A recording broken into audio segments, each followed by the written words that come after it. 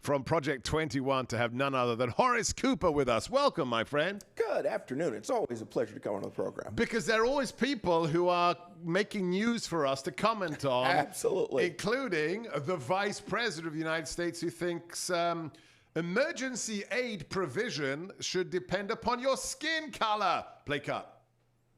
It is our lowest income communities and our communities of color that are most impacted by these extreme conditions and impacted by issues that are not of their own making. And so women. Absolutely. And so we have to address this in a way that is about giving resources based on equity, understanding that we fight for equality, but we also need to fight for equity, understanding not everyone starts out at the same place.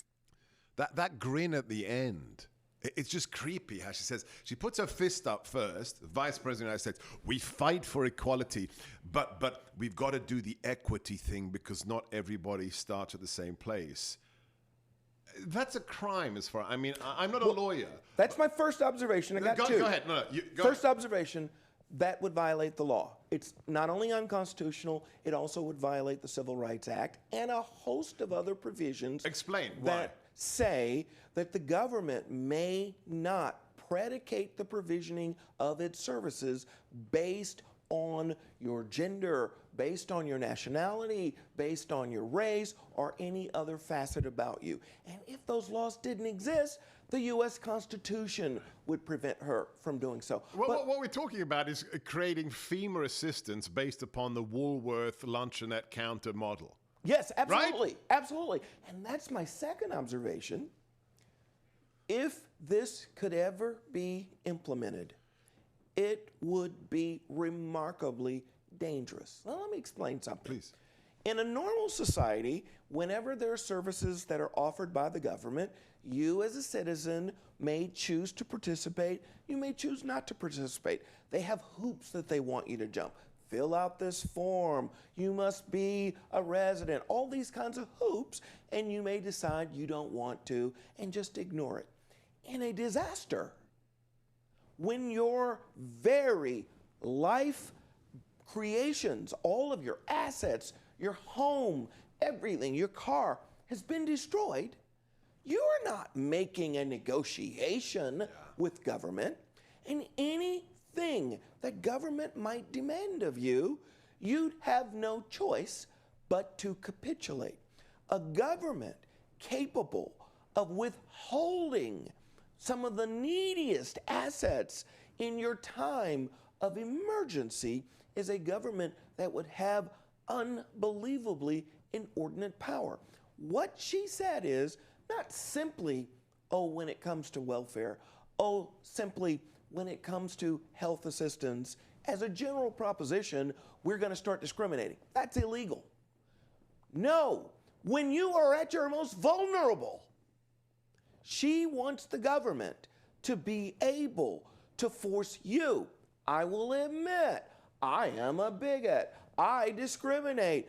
I am internally racist just because of who I am. That's what you'd be willing to do when you're caught in this most vulnerable position. Shame on our vice president, and shame on the media for not calling her out for attempting to exploit the differences that may exist among us by actually threatening people at their time of need in this way. The thing that I find most disturbing from that one clip, Horace, is she's not on teleprompter.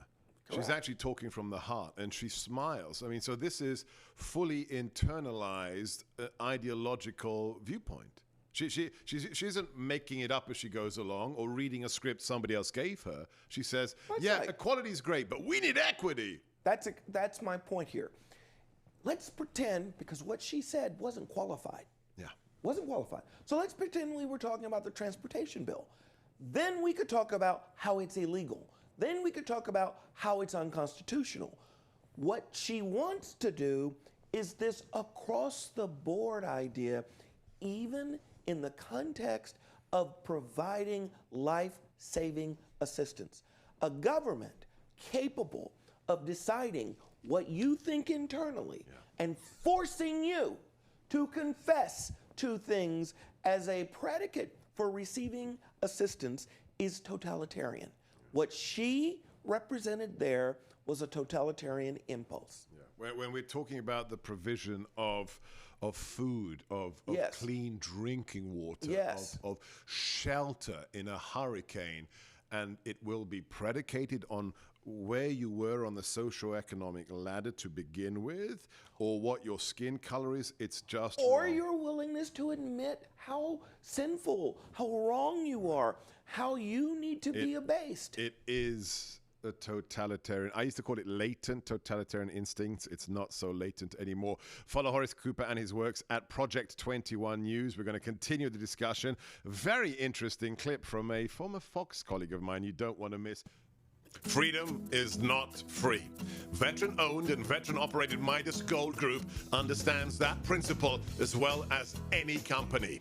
Today, many freedoms we have counted on as Americans are under assault.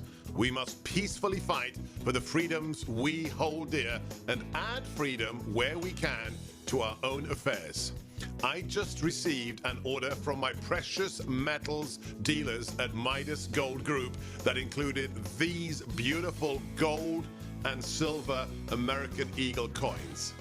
Private ownership of physical gold and silver from Midas Gold Group is an excellent way of adding privacy and protection to your personal finances, not to mention tremendous profit potential. Banks are increasingly regulated, financial transactions are monitored, and the government is printing and expanding money supply at an exponential rate. I rest easier knowing that I am diversified with physical, gold, and private silver. Did you know that you can even own physical gold and silver as part of an existing IRA or 401k? Do what I did and speak to the gold experts at veteran-owned and operated Midas Gold Group. Ask for their guide to owning bullion and coins, as well as their gold IRA guide. Call them at 480-360-3000 or just go to them online at MidasGoldGroup.com.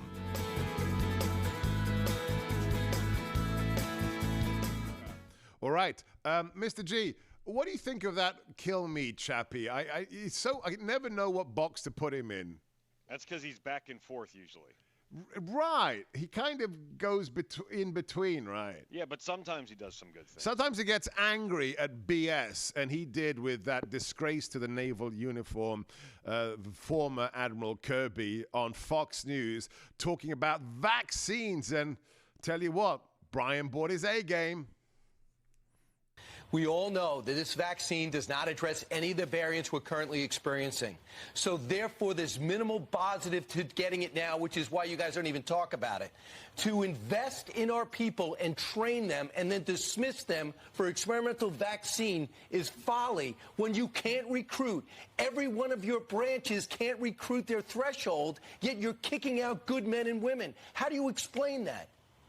Well, look, Brian, first of all, the Navy did make their recruiting goals for enlisted personnel this year. Yes, it's a tough recruiting environment. We recognize that.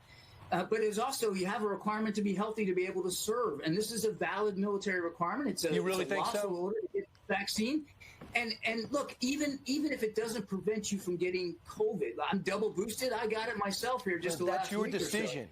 It makes the symptoms a lot less severe. It gets you back on duty. So it's worth that kicking much out the healthiest people in our country who are already sacrificing. It's worth kicking them out? Brian, we would rather not lose anybody, of course, to the vaccine. We'd rather not lose anybody from a retention perspective, to have them leave the service earlier than they wanted or we wanted them to. Right. But it's a valid military requirement. No, it isn't. This is an experimental vaccine that just came off the shelf. You know it's not valid, and it's risk our national security.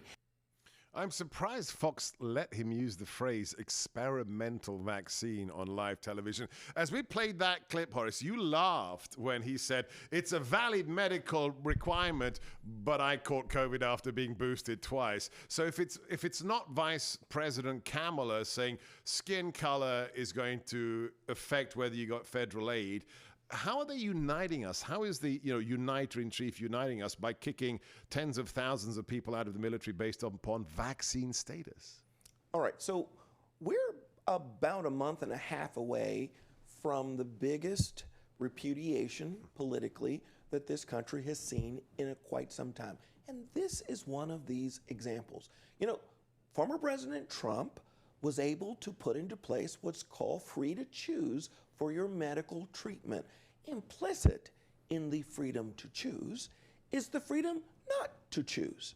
What this president has done is say about, and I am not a vaccine hater as a concept, not even this particular one, but it's not for everyone. Everybody doesn't need the flu vaccine. Everybody that is out there gets to go to their doctor and decide what they'd like. You know what? Maybe I could use a few pounds to lose, but we don't make me take a drug like Golo, which has supposedly really, really positive effects. The vaccine for COVID is amazing for folks 70 years or older. And we ought to encourage it. We shouldn't mandate it. We ought to have encouraged it. People with comorbidities. But if you are healthy, strapping, an athlete, maybe you're a football player, maybe you're a hockey player, maybe you're serving our nation and putting yourself on the front line. I have seen with my own eyes people who have had almost immediate reactions that were worrisome or worse after taking it when they were not in that category. Yeah. And yet, as the data continues to develop, this administration won't even let people say, well, my creator doesn't want me to do this. Well, too bad for you. Get out. That's totalitarian. Yeah, the lack of any serious recognition of religious exemptions in the army in the armed forces is an utter outrage. We're going to discuss more of this with our special guests later in the show, but we're going to tell you right now. Oh, and the book. I got to mention the book as well. How Trump is Making Black America Great Again is his first book by Horace Cooper. And then on top of that, we have the new book coming out Christmas, Put Your Back in Chains. I can't wait for it. We'll get him back in studio for that. Next, your calls here on America.